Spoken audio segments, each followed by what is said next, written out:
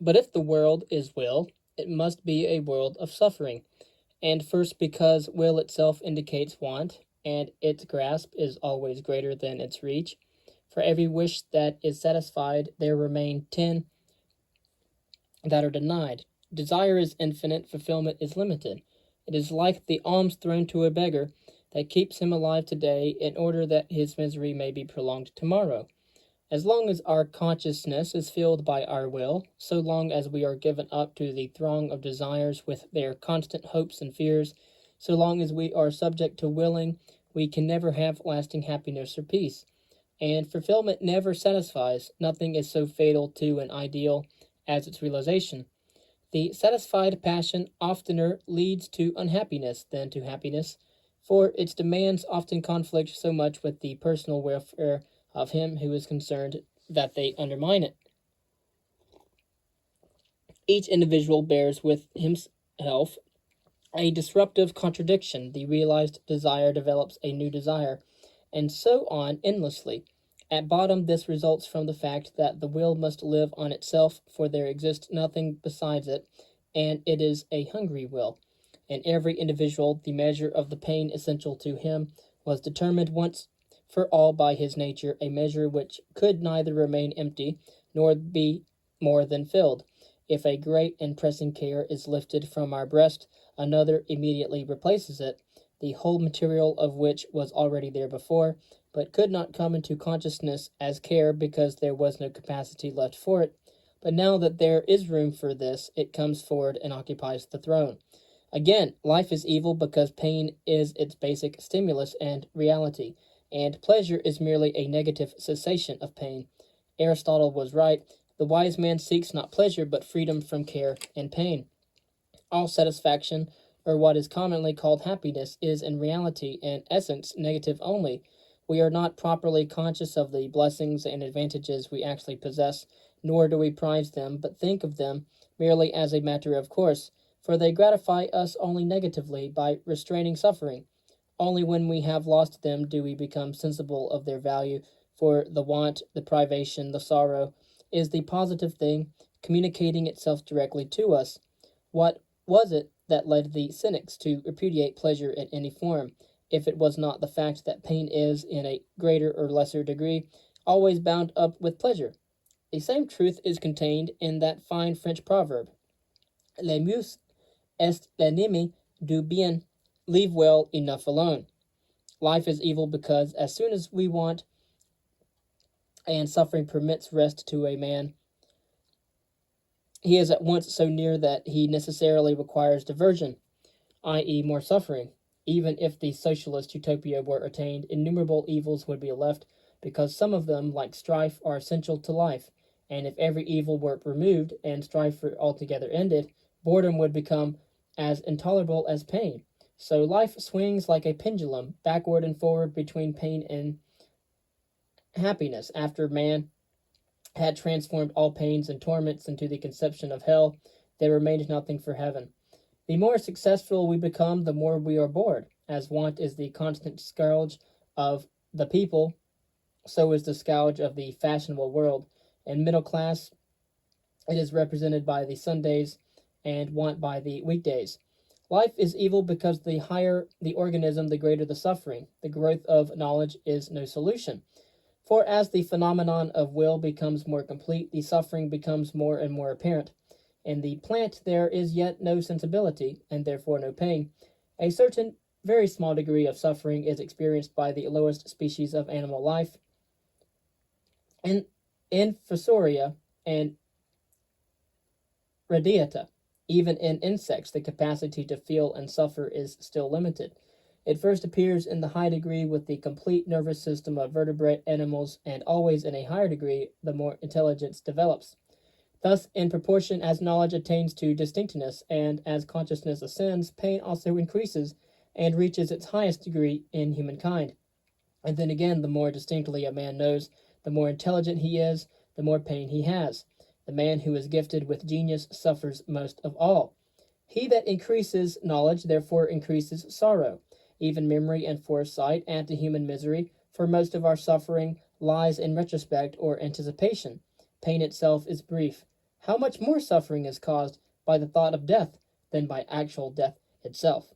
Finally, and above all, life is evil because life is war. Everywhere in nature we see strife, competition, conflict, and a suicidal alternation of victory and defeat. Every species fights for the matter, space, and time of the others. The young hydra, which grows like a bud out of the old one, and afterwards separates itself from it, fights while it is still joined to the old one, for the prey that offers itself, so that one snatches it out of the mouth of the other. But the bulldog ant of Australia affords us the most extraordinary example of this kind, for if it is cut in two, a battle begins between the head and the tail. The head seizes the tail with its teeth, and the tail defends itself bravely by stinging the head.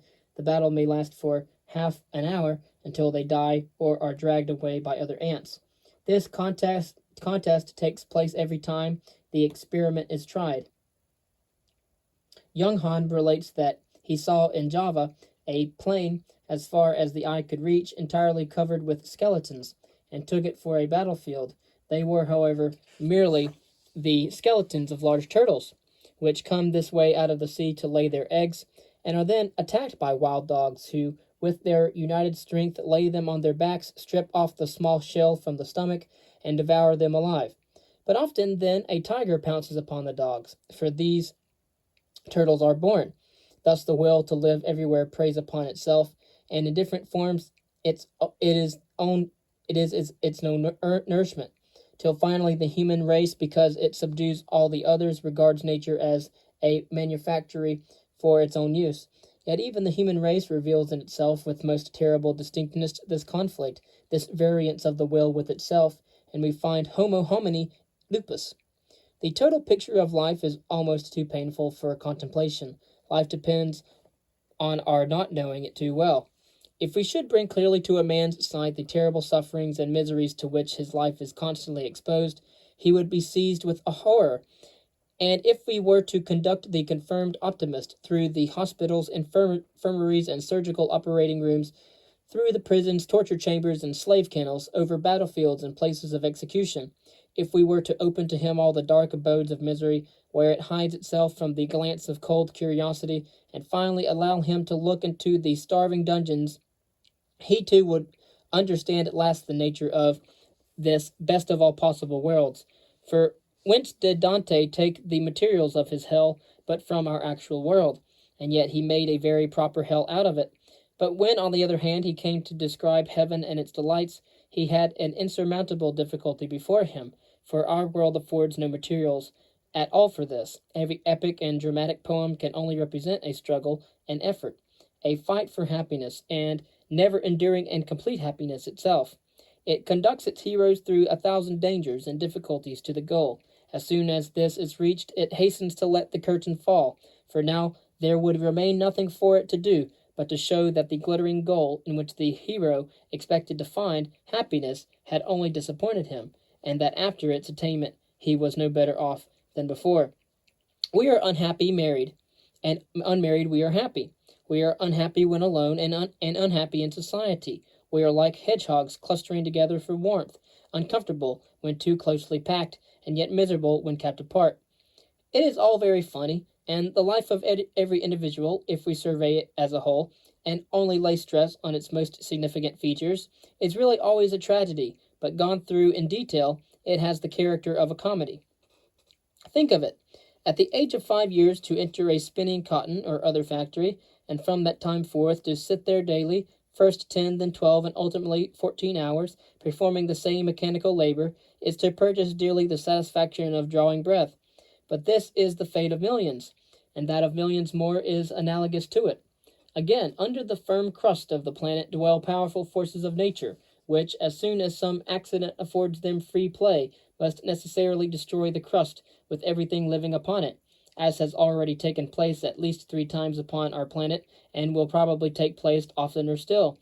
The earthquake of Lisbon, the earthquake of Haiti, the destruction of Pompeii, are only small playful hints of what is possible. In the face of all this, optimism is a bitter mockery of men's woes, and we cannot ascribe to the theodicy of Leibniz as a methodical and broad unfolding of optimism any other merit than this, that it gave occasion later for the immortal of the great Voltaire, whereby Leibniz's oft repeated and lame excuse for the evil of the world, that the bad sometimes brings about the good, received a confirmation which was unexpected by him. In brief, the nature of life throughout presents itself to us as intended and calculated to awaken the conviction that nothing at all is worth our striving, our efforts and struggles, that all good things are vanity, the world and all its ends bankrupt, and life a business which does not cover expenses. To be happy, one must be as ignorant as youth, as smart and intelligent as Spinoza. Youth thinks that willing and striving are joys. It has not yet discovered the weary insatiableness of desire and the fruitlessness of fulfillment. It does not yet see the inevitableness of defeat. The cheerfulness and vivacity of youth are partly due to the fact that when we are ascending the hill of life, death is not visible. It lies down at the bottom of the other side, towards the close of life. Every day we live gives us the same kind of sensation as the criminal experiences at every step on his way to the gallows. To see how short life is, one must have lived long. Up to our 36th year, we may be compared in respect to the way in which we use our vital energy to people who live on the interest of their money, what they spend today and have again tomorrow. But from the age of 36 onward, our position is like that of the investor who begins to entrench on his capital. It is the dread of this calamity that makes love of possession increase with age. So far from youth being the happiest period of life, there is much more truth in the remark made by Plato at the beginning of the Republic, that the prize should rather be given to old age, because then at last a man is freed from the animal passion which has hitherto never ceased to disquiet him. Yet it should not be forgotten that when this passion is extinguished, the virtue kernel of life is gone, and nothing remains but the hollow shell. Or, from another point of view, life then becomes like a comedy which, begun by real actors, is continued and brought to an end by automata dressed in their clothes. At the end, we meet death, just as experience begins to coordinate itself into wisdom, brain and body begin to decay. Everything lingers for but a moment, and hastens on to death. And if death bides its time, it is but playing with us as a cat with a helpless mouse. It is clear that as our walking is admittedly nothing but a constantly prevented falling, so the life of our bodies is nothing but a constantly prevented dying, and ever postponed death. Among the magnificent ornaments and apparel of Eastern despots, there is always a costly vial of poison. The philosophy of the East understands the omnipresence of death and gives to its students that calm aspect of dignified slowness of carriage which comes of a consciousness of the brevity of personal existence. The fear of death is the beginning of philosophy and the final cause of religion. The average man cannot reconcile himself to death. Therefore he makes innumerable philosophies and theologies. The prevalence of a belief in immortality is a token of the awful fear of death. Just as theology is a refuge from death, so insanity is a refuge from pain. Madness comes as a way to avoid the memory of suffering. It is a saving break in the thread of consciousness. We can survive certain experiences or fears only by forgetting them. How unwillingly we think of things which powerfully injure our interests, wound our pride, or interfere with our wishes. With what difficulty do we determine to lay such things before our intellects for careful and serious investigation? And that resistance of the will to allowing what is contrary to it to come under the examination of the intellect lies at the place of which madness can break in upon the mind. If the resistance of the will against the apprehension of some knowledge reaches such a degree that operation is not performed in its entirety, then certain elements of circumstances become for the intellect completely suppressed, because the will cannot endure the sight of them, and then for the sake of the necessary connections, the gaps that thus arise are filled up at pleasure. This madness appears. For the intellect has given up its nature to please the will, the man now imagines what does not exist. Yet the madness which has thus arisen is the endurable suffering. It was the last remedy of harassed nature, i.e., of the will. The final refuge is suicide. Here at last, strange to say, thought and imagination conquer instinct. Diogenes is said to have put an end to himself by refusing to breathe. What a victory over the will to live! But This triumph is merely individual. The will continues in the species. Life laughs at suicide and smiles at death. For every deliberate death, there are thousands of indeliberate births. Suicide, the willful destruction of the single phenomenal existence, is a vain and foolish act, for the thing in itself, the species in life and will in general, remains unaffected by it, even as the rainbow endures, however fast the drops which support it for the moment may chance to fall. Misery and strife continue after the death of the individual, and must continue so long as will is dominant in man. There can be no victory over the ills of life until the will has been utterly subordinated to knowledge and intelligence. Consider first the absurdity of the desire for material goods. Fools believe that if they can only achieve wealth, their wills can be completely gratified. A man of means is supposed to be a man with means for the fulfillment of every desire. People are often reproached for wishing for money above all things, and for loving it more than anything else. But it is natural and even inevitable for people to love that which, like an unwearied Proteus, is always ready to turn itself into whatever object their wandering wishes or their manifold desires may fix upon. Everything else can satisfy only one wish. Money alone is absolutely good, because it is the abstract satisfaction of every wish. Nevertheless, a life devoted to the acquisition of wealth is useless unless we know how to turn it into joy, and this is an art that requires culture and wisdom. A succession of sensual pursuits never satisfies for long. One must understand the ends of life as well as the art of acquiring means. Men are 1,000 times more intent on becoming rich than on acquiring culture, though it is quite certain that what a man is contributes more to his happiness than what he has. A man who has no mental need is called a Philistine. He does not know what to do with his leisure. Difficilis in otio quiz. He searches greedily from place to place for new sensations, and at last he is conquered by that nemesis of the idle rich or the reckless voluptuary. Not wealth, but wisdom is the way. Man is at once impetuous, striving of will, whose focus lies in the reproductive system, an eternal, free, serene subject of pure knowledge, of which the focus is the brain. Marvelous to say, knowledge, though born of the will, may yet master the will. The possibility of the independence of knowledge first appears in the different way in which the intellect occasionally responds to the dictates of desire. Sometimes the intellect refuses to obey the will. When we try in vain to fix our minds upon something, or when we call into vain upon the memory for something that was entrusted to it.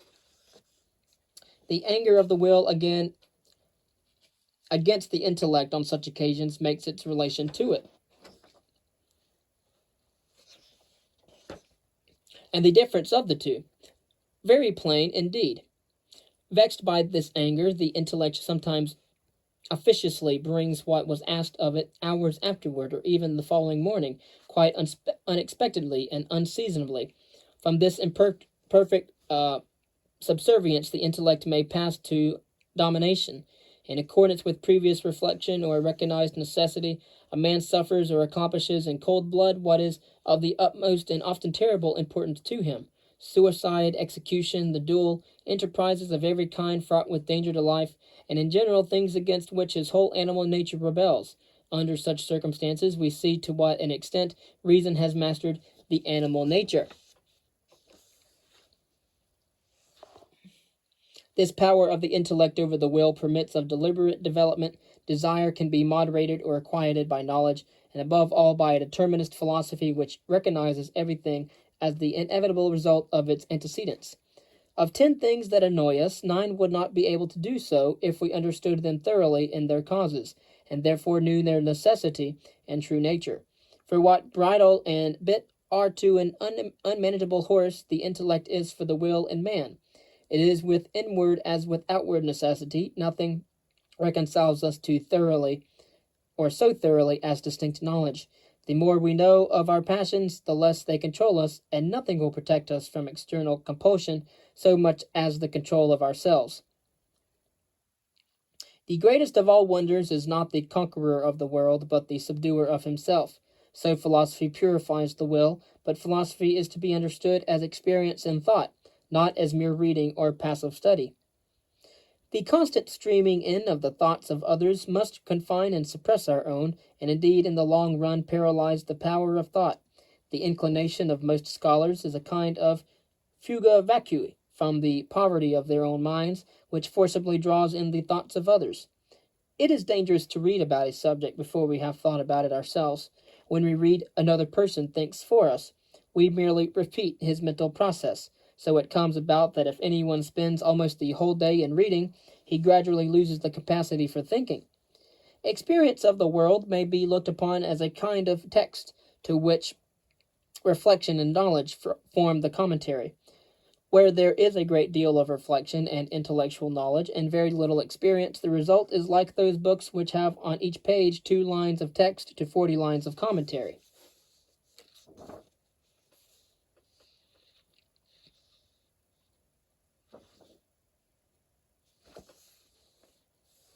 The first counsel, then, is life before books, and the second is text before commentary.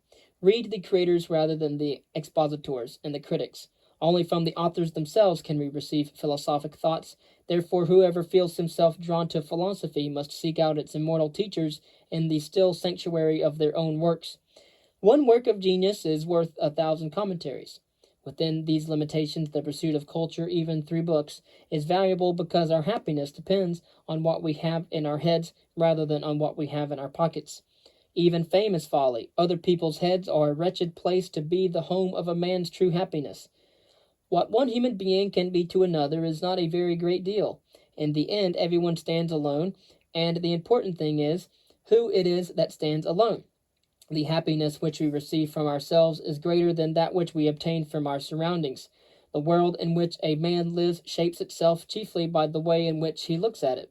Since everything which exists or happens for a man exists only in his consciousness and happens for him alone, the most essential thing for a man is the constitution of his consciousness. Therefore, it is with great truth that Aristotle says, to be happy means to be self-sufficient.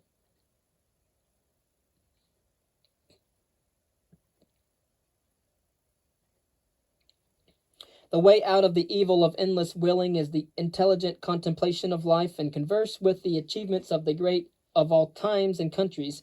It is only for such loving minds that these great ones have lived. Unselfish intellect rises like a perfume above the faults and follies of the world of will. Most men never rise above viewing things as objects of desire, hence their misery. But to see things purely as objects of understanding is to rise to freedom.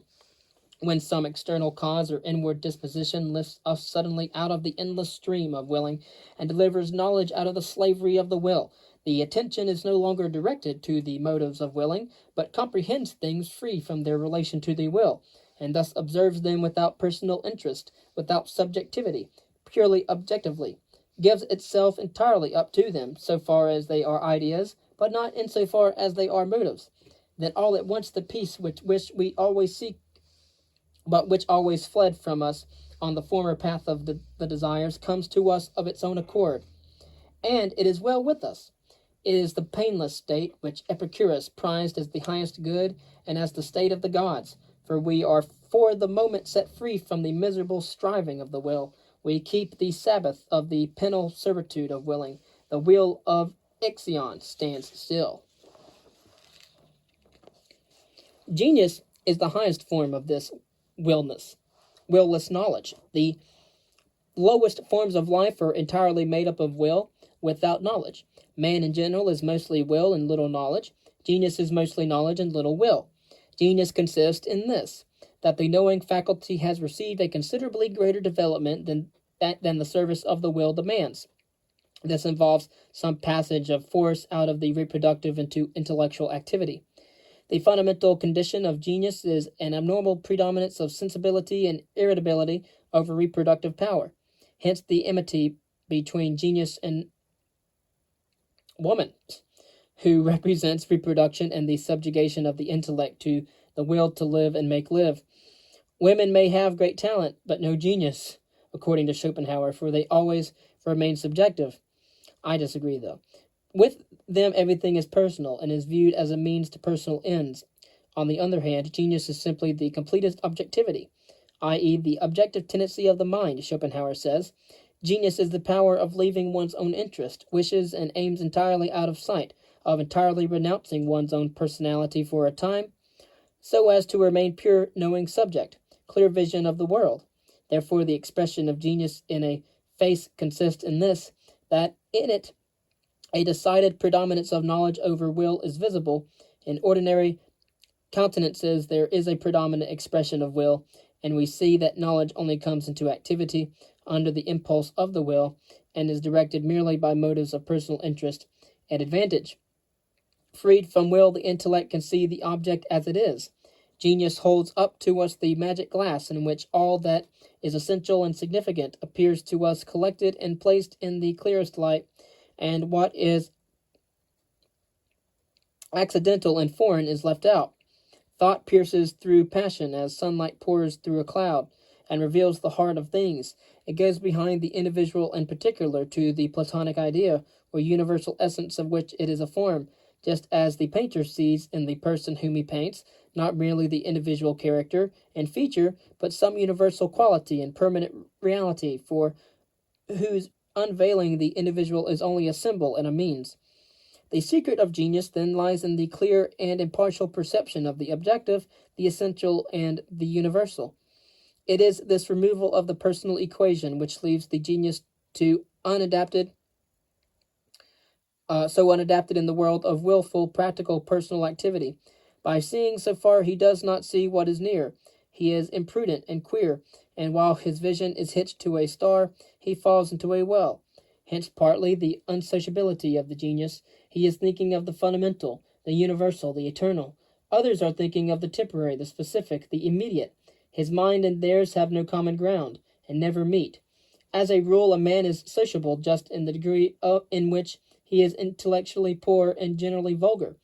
The man of genius has his compensations and does not need company so much as people who live in perpetual dependence on what is outside them.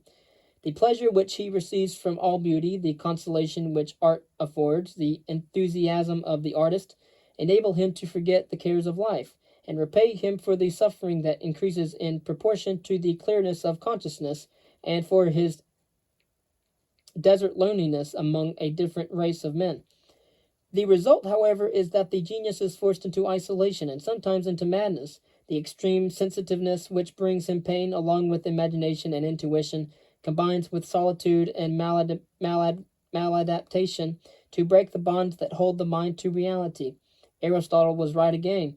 Men distinguished in philosophy, politics, poetry, or art appear to be all of a melancholy temperament.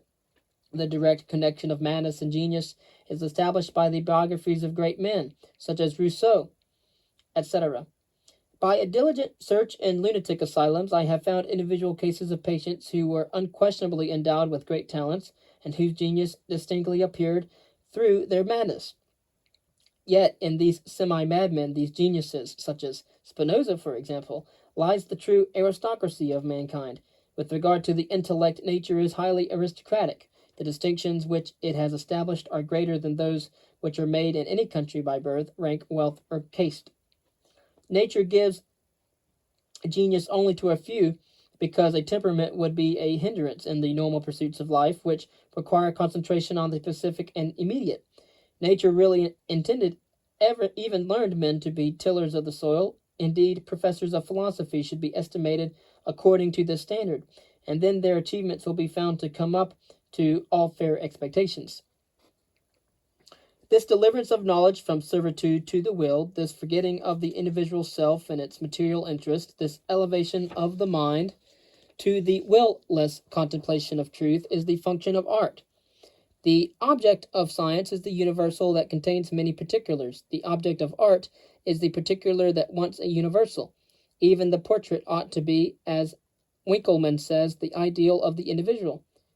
In painting animals, the most characteristic is accounted the most beautiful, because it best reveals the species. A work of art is successful, then, in proportion as it suggests the Platonic idea, or universal, of the group to which the represented object belongs. The portrait of a man must aim, therefore, not at photographic fidelity, but at exposing as far as possible through one figure some essential or universal quality of man. Art is greater than science because the latter proceeds by laborious accumulation and cautious reasoning, while the former reaches its goal at once by intuition and presentation. Science can get along with talent, but art requires genius.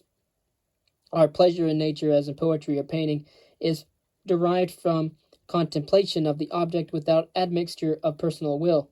To the artist, the Rhine is a varied series of bewitching views, stirring the senses and the imagination with suggestions of beauty, but the traveler who is bent on his personal affairs will see the Rhine and its banks only as a line, and the bridges only as lines cutting the first line.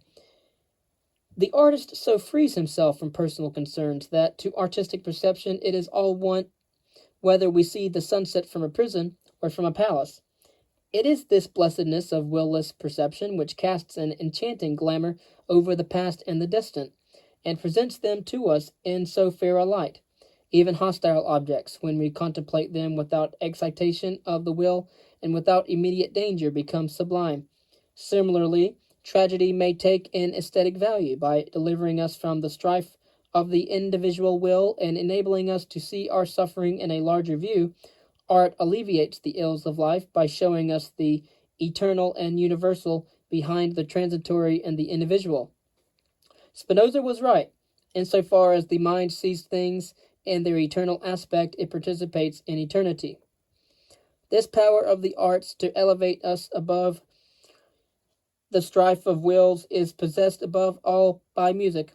Music is by no means like the other arts, the copy of the ideas or essences of things, but it is the copy of the will itself. It shows us the eternally moving, striving, wandering will, always at last returning to itself to begin its striving anew. This is why the effect of music is more powerful and penetrating than other arts, for they speak only of shadows, while it speaks of the things itself. It differs, too, from the other arts because it affects our feelings directly, and not through the medium of ideas. It speaks to something subtler than the intellect. What symmetry is to the plastic arts, rhythm is to music. Hence, music and architecture are antipodal. Architecture, as Goethe said, is frozen music, and symmetry is rhythm standing still. It dawned upon Schopenhauer's maturity that his theory of art as the withdrawal of the will and the contemplation of eternal and universal was also a theory of religion. In youth he had received very little religious training, and his temper did not incline him to respect the ecclesiastical organizations of his time. He despised theologians as ultima ratio, or the final argument. Of theologians we find among many nations the stake, and he ascribed religion as the metaphysics of the masses. But in latter years he began to see a profound significance in certain religious practices and dogmas. The controversy which is so perseveringly carried on in our own day between supernaturalists and rationalists rests on the failure to recognize the allegorical nature of all religion. Christianity, for example, is a profound philosophy of pessimism. The doctrine of original sin, the assertion of the will, and of salvation, or denial of the will, is the great truth which constitutes the essence of Christianity. Fasting is a remarkable expedient for weakening those desires that lead never to happiness but either to disillusionment or to further desire. The power by virtue of which Christianity was able to overcome first Judaism and then the heathenism of Greece and Rome lies solely in its pessimism, in the confession that our state is both exceedingly wretched and sinful, while Judaism and heathenism were both optimistic. They thought of religion as a bribe to the heavenly powers for aid towards earthly success. Christianity thought of religion as a deterrent from the useless quest of earthly happiness. In the midst of worldly luxury and power, it has held up the ideal of the saint, the fool in Christ, who refuses to fight and absolutely overcomes the individual will. Buddhism is profounder than Christianity still because it makes the destruction of the will the entirety of religion and preaches nirvana as the goal of all personal development. The Hindus were deeper than the thinkers of Europe because their interpretation of the world was internal and intuitive, not external and intellectual. The intellect divides everything, intuition unites everything. The Hindus saw that the I is a delusion, that the individual is merely phenomenal, and that the only reality is the infinite one, that thou art, or that art thou. Whoever is able to say this to himself with regard to everything being with whom he comes into contact, whoever is clear-eyed and clear-souled enough to see that we are all members of one organism, all of us little currents in an ocean of will, he is certain of all virtue and blessedness, and is on the direct road to salvation. I am that. Schopenhauer does not think that Christianity will ever displace Buddhism in the East. It is just the same as if we fired a bullet against a cliff. Rather, Indian philosophy streams into Europe and will profoundly alter our knowledge and our thought. The influence of the Sanskrit literature will penetrate not less deeply than did the revival of Greek letters in the 15th century. The ultimate wisdom, then, is nirvana, to reduce oneself to a minimum of desire and will. The world will is stronger than ours. Let us yield at once. The less the will is excited, the less we suffer. The great masterpieces of painting have always presented countenances in which we see the expression of the completest knowledge, which is not directed to particular things, but has become the quieter of all will. That peace which is above all reason, that perfect calm of the spirit, that deep rest, that inviolable confidence and serenity, as Raphael and Correggio have represented it, is an entire and certain gospel, or good news. Only knowledge remains. The will has vanished. And yet something more is needed. By nirvana, the individual achieves the peace of willlessness and finds salvation. But after the individual, life laughs at the death of the individual. It will survive him in his offspring or in the offspring of others. Even if his little stream of life runs dry, there are 1,000 other streams that grow broader and deeper with every generation. How can man be saved? Is there a nirvana for the race as well as for the individual? Obviously, the only final radical conquest of the will must lie in stopping up the source of life, the will to reproduce. The satisfaction of the reproductive impulse is utterly and intrinsically reprehensible because it is the strongest affirmation of the lust for life. That what crime have these children committed that they should be born? If now we contemplate the turmoil of life, we behold all occupied with its wants and miseries, straining all their powers to satisfy its infinite needs and to ward off its multifarious sorrows, yet without daring to hope for anything else than simply the preservation of this tormented existence for a short span of time. In between, however, and in the midst of this tumult, we see the glance of two lovers meet longingly, yet why so secretly, fearfully, and stealthily? Because these lovers are the traitors who seek to perpetuate the whole wanton drudgery which would otherwise speedily reach an end.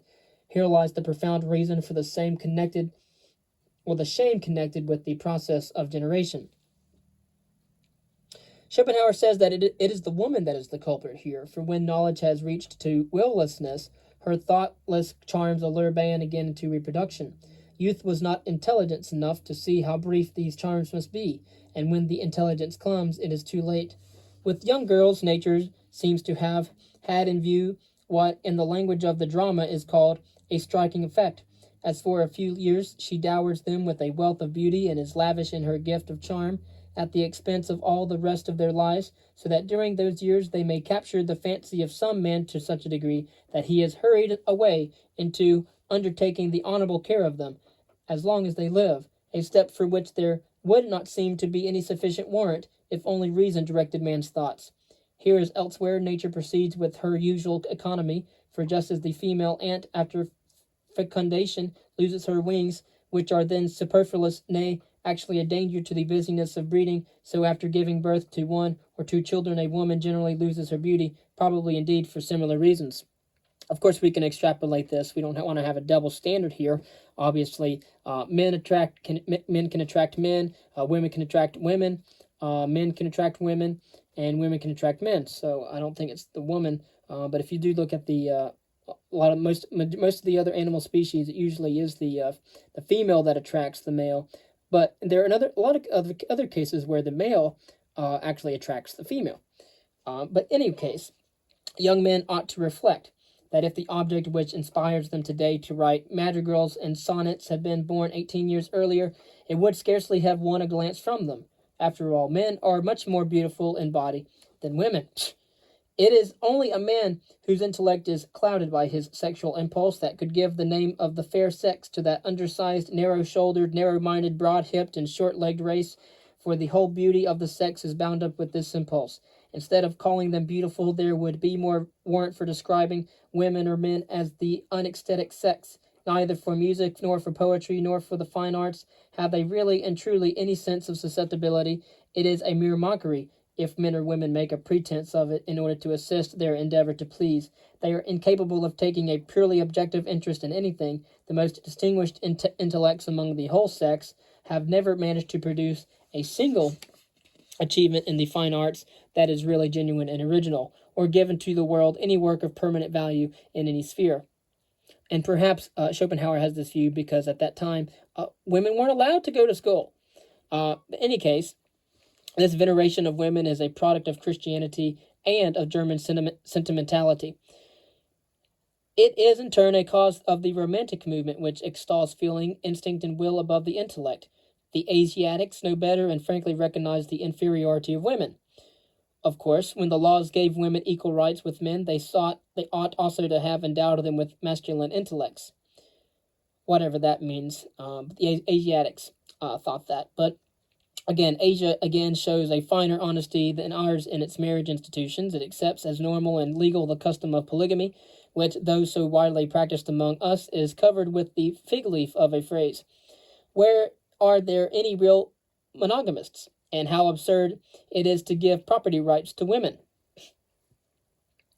Of course, all women are, with rare exceptions, inclined to extravagance because they live only in the present and their chief outdoor sport is shopping. Women think that it is men's business to earn money and theirs to spend it. This is their conception of the division of labor. I am therefore of opinion that women should never be allowed altogether to manage their own concerns, but should always stand under actual male supervision, be it of father or husband, or of son, or of the state, as is the case in Hindostan, and that consequently they should never be given full power to dispose of any property they have not themselves acquired. It was probably the luxury and extravagance of the women of Louis XIII's court that brought on the general corruption of government which culminated in the French Revolution. The less we have to do with women, then the better. They are not even a necessary evil. Life is safer and smoother without them. Let men recognize the snare that lies in women's beauty, and the absurd comedy of reproduction will end. The development of intelligence will weaken or frustrate the will to reproduce, and will thereby at last achieve the extinction of the race. Nothing could form a finer denouement to the insane tragedy of the restless will.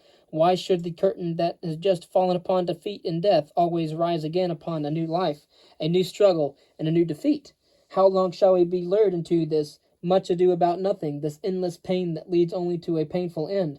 When shall we have the courage to fling defiance into the face of the will, to tell it that the loveliness of life is a lie, and that the greatest boon of all is death? The natural response to such a philosophy is a medical diagnosis of the age and of the man. Let us realize again that we have here a phenomenon akin to that which in the days after Alexander the Great and after Augustus Caesar brought first to Greece and then to Rome a flood of Oriental faiths and attitudes.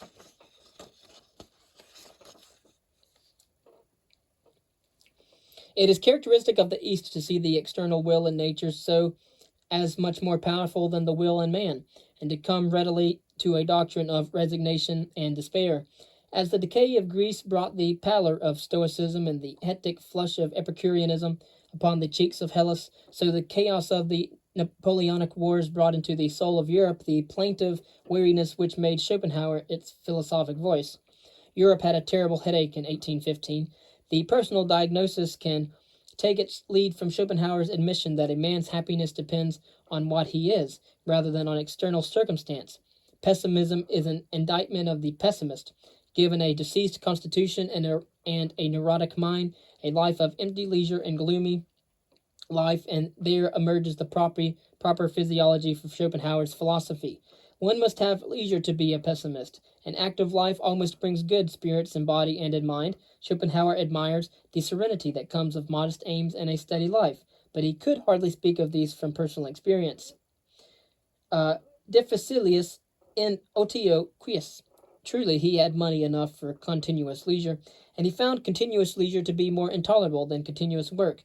Perhaps the tendency of philosophers towards melancholy is due to the unnaturalness of sedentary occupations.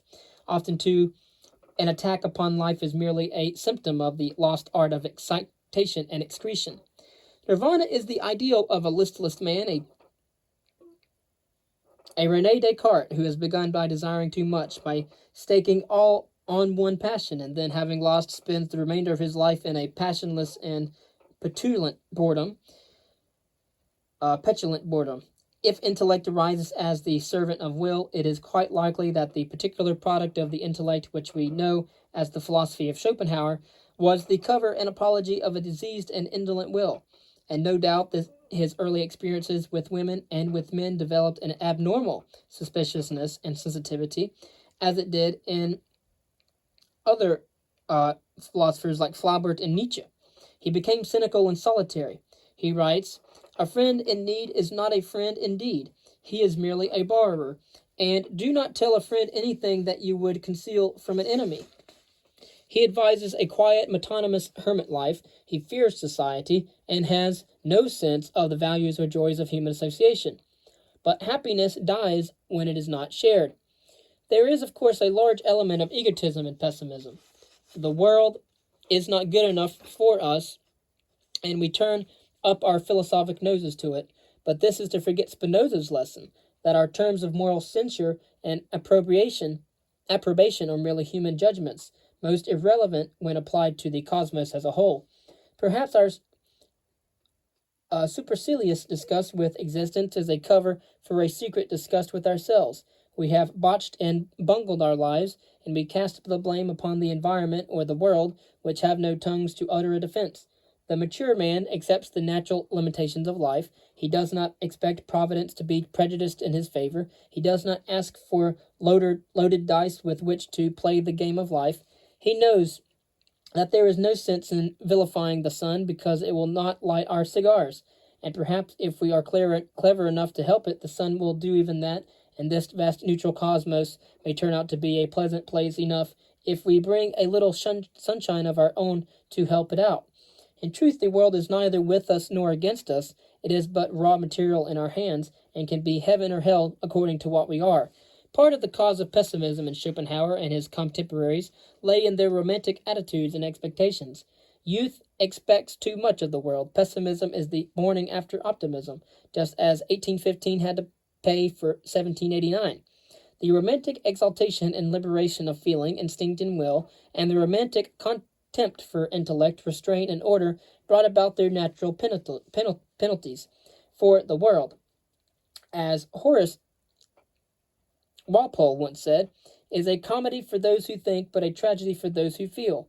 Perhaps no movement has been so prolific of melancholy as emotional romanticism. When the romanticist discovers that his ideal of happiness works out into actual unhappiness, he does not blame his ideal. He simply assures that the world is unworthy of being so exquisitely organized as himself. How could a capricious universe ever satisfy a capricious soul? The spectacle of Napoleon's rise to empire, Rousseau's denunciation and Kant's critique of the intellect, and his own passionate temperament and experiences conspire to suggest to Schopenhauer the primacy and ultimacy of the will. Perhaps, too, Waterloo and St. Helena helped to develop a pessimism born, no doubt, of bitter personal contact with the stings and penalties of life. Here was the most dynamic individual will in all of history, imperiously commanding continents, and yet its doom was as certain and ignominious as that of the insect to which the day of its birth brings inevitable death. It never occurred to Schopenhauer that it was better to have fought and lost than never to have fought at all. He did not feel, like the more masculine and vigorous Hegel, the glory and desirability of strife. He longed for peace and lived in the midst of war. Everywhere he saw strife. He could not see behind the strife the friendly aid of neighbors, the rollicking joy of children and young men, the dances of vivacious girls, the willing sacrifices of parents and lovers, the patient bounty of the soil, and the renaissance of spring. And what if desire fulfilled leads only to another desire? Perhaps it is better that we should never be content. Happiness, says an old lesson, lies rather in achievement than in possession or satiation. The healthy man asks not so much for happiness as for an opportunity to exercise his capacities, and if he or she may pay the penalty of pain for their freedom, and this power he or she makes the forfeit cheerfully. It is not too great a price. We need resistance to raise us, as it raises the airplane or the bird. We need obstacles against which to sharpen our strength and stimulate our growth. Life without tragedy would be unworthy of a man or woman. It is true that he or she that increases knowledge increases sorrow, and that it is the most highly organized beings that suffer most. But it is also true that the growth of knowledge increases joy as well as sorrow, and that the subtlest delights as well as the keenest pains are reserved for the developed soul. Voltaire rightly preferred the Brahmin's unhappy wisdom to the blissful ignorance of the peasant woman. We wish to experience life keenly and deeply, even at the cost of pain. We wish to venture into its innermost secrets, even at the cost of disillusionment. Virgil, who had tasted every pleasure and knew the luxuries of imperial favor, at last tired of everything except the joys of understanding. When the senses cease to satisfy, it is something to have one access, however arduously, to comradeship with those artists, poets, and philosophers whom only the mature mind can comprehend. Wisdom is a bitter-sweet delight, deepening by the very discords that enter into its harmony. Is pleasure negative? Only a sorely wounded soul, drawing itself in from contact with the world, could have uttered so fundamental a blasphemy against life. What is pleasure but the harmonious operation of our instincts? And how can pleasure be negative except where the instinct at work makes for retreat rather than for approach? The pleasures of escape and rest, of submission and security, of solitude and quiet, are no doubt negative, because the instincts that impel us to them are essentially negative forms of flight and fear. But shall we say the same of the pleasures that come when positive instincts are in command, instincts of acquisition and possession, of pugnacity and mastery, of action and play, of association and love? Is the joy of laughter negative, or the romping of the child, or the song of the mating bird, or the crow of chanticleer, or the creative ecstasy of art? Life itself is a positive force, and every normal function of it holds some delight. It remains true, no doubt, that death is terrible. Much of its terror disappears if one has lived a normal life. One must have lived well in order to die well, and would deathlessness delight us? Who envies the fate of death, to whom immortal life was sent as the heaviest punishment that could be inflicted upon man? And why is death terrible, if not because life is sweet? We need not say with Napoleon that all who fear death are atheists at heart, but we may surely say that a man who lives to 80 years and 10 has survived his pessimism. No man, said Goethe, is a pessimist after 30, and hardly before 20. Pessimism is a luxury of self-conscious and self-important youth that comes out of the warm bosom of the communistic family into the cold atmosphere of individualist competition and greed, and then yearns back to its mother's breast, youth that hurls itself madly against the windmills and evils of the world, and sadly sheds utopias and ideals with every year. But before 20 is the joy of the body, and after 30 is the joy of the mind. Before 20 is the pleasure of protection and security, and after 30 the joy of parentage and home. How should a man avoid pessimism who has lived almost all his life in a boarding house, and who abandoned his only child to illegitimate anonymity? At the bottom of Schopenhauer's unhappiness was his rejection of the normal life, his rejection of women and marriage and children. He finds in parentage the greatest of evils, where a healthy man finds in it the greatest of life's satisfactions. He thinks that the stealthiness of love is due to shame in continuing the race. Could anything be more pedantically absurd? He sees in love only the sacrifice of the individual to the race, and ignores the delights with which the instinct repays the sacrifice, delights so great that they have inspired most of the poetry of the world. He knows woman only as shrew and as sinner, and he imagines that there are no other types. He thinks that the man who understands and undertakes to support a wife is a fool, but apparently such men are not such more unhappy than our passionate apostle of single infelicity. And it costs as much to support a vice as it does to support a family. He scorns the beauty of woman, as if there were any forms of beauty that we could spare and that we should not cherish as the color and fragrance of life. What hatred of women one mishap had generated in this unfortunate soul of Schopenhauer! There are other difficulties more technical and less vital in this remarkable and stimulating philosophy. How can suicide ever occur in a world where the only real force is the will to live? How can the intellect, begotten and brought up as servant of the will, ever achieve independence and objectivity? Does genius lie in knowledge divorced from will, or does it contain as its driving force an immense power of will, even a large alloy of personal ambition and conceit? Is madness connected with genius in general, or rather with only the romantic type of genius? And is not the classic and profounder type of genius exceptionally found? So we think about the romantic type of genius in Shelley and Swinburne and Dostoevsky. We see the type of genius exceptionally sound in Socrates, Plato, Spinoza, Bacon, Newton, Voltaire, Goethe, Darwin, Whitman, etc. What if the proper function of intellect and philosophy is not the denial of the will, but the coordination of desire into a united and harmonious will? What if will itself, except as the unified product of such coordination, is a mythical abstraction, a shadowy as force? Nevertheless, there is about this philosophy a blunt honesty by the side of which most optimistic creeds appear as hypocrisies.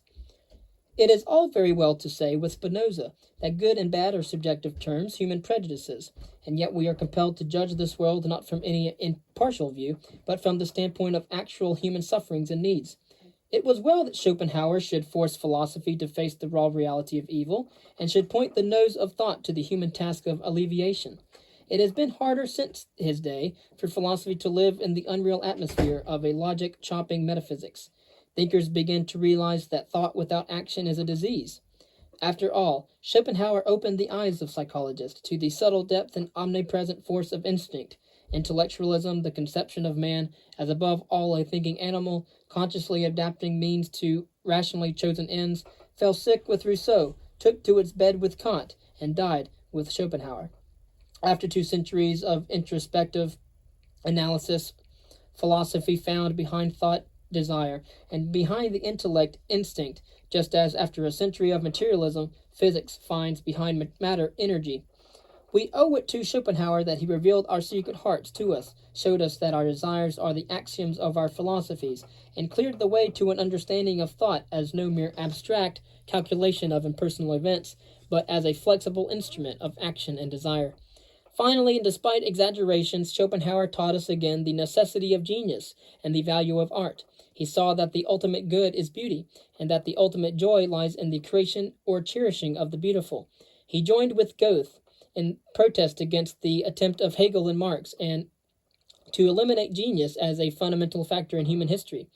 In an age when all the greats seemed dead, he preached once more the ennobling worship of heroes, and with all his faults, he succeeded in adding another name to theirs.